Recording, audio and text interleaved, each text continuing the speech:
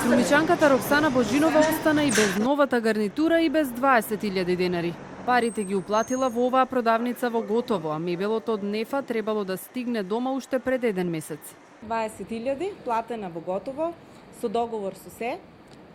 Договорот за испорака беше 30 работни дена.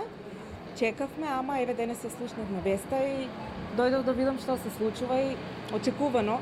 Незината судбина ги снајде уште стотици граѓани низ земјава кои уплатиле во некои од 14 салони и мислеле дека ќе добијат поевтин мебел од српско-руската компанија Нефа Мебел.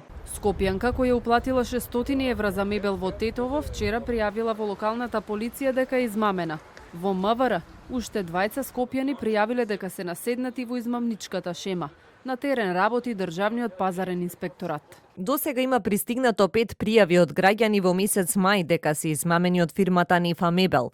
Излезени се двајца инспектори на терен кои ги испитуваат околностите, а од понеделник ќе стапиме во контакти со Централен регистар околу информации за собственоста. Нефа Мебел е регистриран даночен обврсник во УЈП. Според информациите од Централен регистар, собственик е српската Холодекс, со седиште во Белград. Како управител се јавува известна Јулијана Вицо.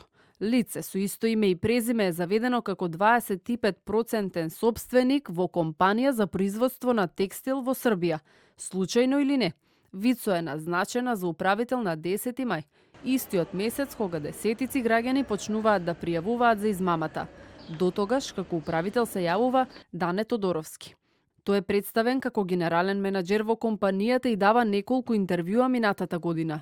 Телевизија 24 се обиде да исконтактира со него, но не добивме одговор. Според податоците од Централен може да се заклучи дека оваа фирма ги менувала управителите еднаш годишно. Пред Тодоровски запишана е известна Ана Ростокина.